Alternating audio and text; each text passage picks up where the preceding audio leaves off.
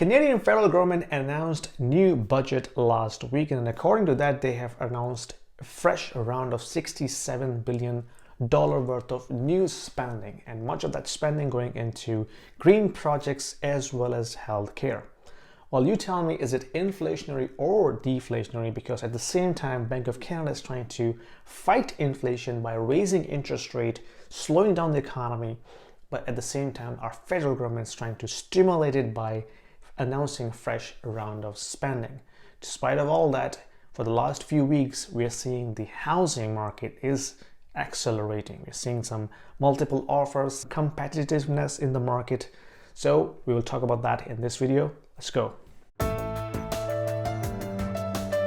Alright, if you're new to my channel, my name is Yasin Nizami, and I make these videos to share my research and information that I collect on weekly basis on real estate market in Canada, some global macroeconomics, some geopolitical situations, some investing strategies as well we share on this channel. So if you are interested in any of these topics, consider subscribe.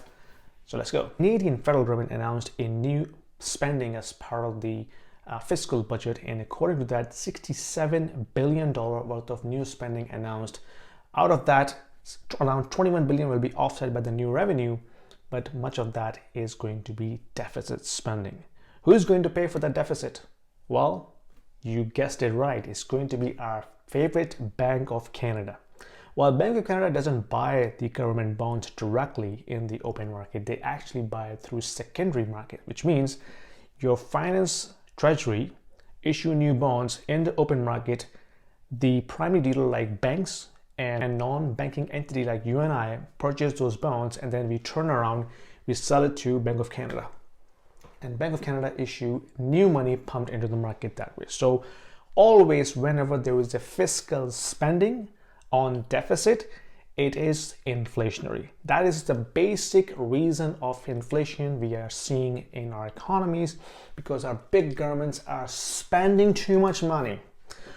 I know that we cannot criticize the spending of money in healthcare or in development of human capital index or other economic projects, but there has to be a fine balance in terms of how you collect the revenue, how you collect the taxes, and how you're going to manage your spending over the next 5 years. Anyway, we're seeing this is basically going to be an inflationary pressure in the economy, assuming if the economy starts growing in terms of GDP. If it doesn't, then of course this is going to be a disaster again for liberal governments. Other than that, we are seeing some international pressure in the banking system, but the US banking system is going to get better because of all the measures that the treasuries and the Federal Reserve are trying to announce to protect the banking system in the US. But we're seeing the pressure is kind of spreading in the global markets, because whatever happened in the US, we know that Federal Reserve will backstop that by bailing out those banks. But this doesn't mean that they are going to bail out the international bank and the global markets, i.e. the European banks, which are literally in a very, very tight condition. Anyway, the potential downfall of that is going to be a credit crunch, which means the regional banks are not going to issue more loans in the economy, which is going to slow down the small medium businesses, because they are going to struggle with regards to the new credit inflows, which pretty much they rely on in terms of growing their business. So that's going to be a challenge going forward. Again, this is going to be a recessionary pressure in the economy.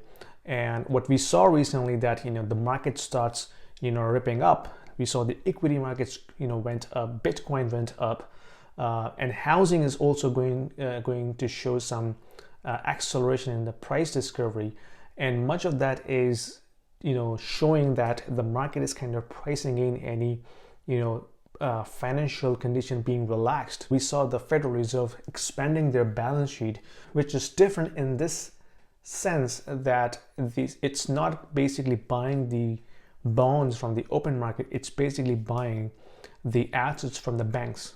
So that is not going to generate new money into the real economy. Even though this is sending a narrative to the traders and investors that somehow Federal Reserve is basically losing their financial conditions. That's the main reason why we're seeing the markets are rallying, because they're rallying based upon the assumption that the Federal Reserve is going to slow down the rate hikes or even rate cuts by end of this year.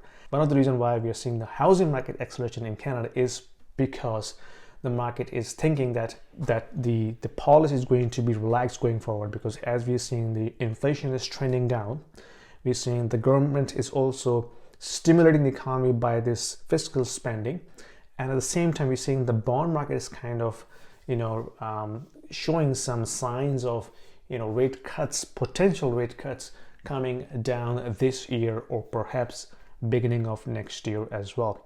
Whether the market is correct or not, that's a topic for another video, but we're seeing some acceleration in the housing market. Last weekend, we saw in Oakville, there was a new condo project launched and people were queuing up hours before the doors were open. That shows the buyers are literally willing to, put their bet on any new listing, any new inventory, because we literally have no inventory available.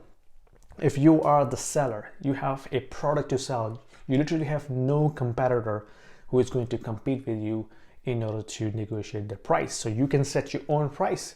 And this is exactly what's happening, because we have some genuine buyers who are literally willing to buy for their own residence. But if you don't have the options available, you literally will jump on whatever is available. One of the potential reasons we see when the bank runs happening across the US, and people are thinking, if my deposits are not saved in the banks, and if my cash is not saved in the equity markets or in Bitcoin or in cryptocurrency, maybe I should buy a property. At least it is tangible. I can go and look and feel. It's tangible. It's not going anywhere, even though it's going to generate some negative cash flow. But hey, it is something that I can hang on to it.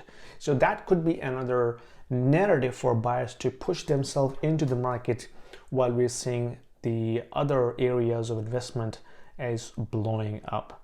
Anyway, this is just my research, my thinking. You let me know what you think and what are you seeing in your markets in terms of the economic activities, some recessionary fears. Let me know what you think, comments down below, and I'll see you in my next video. Take care.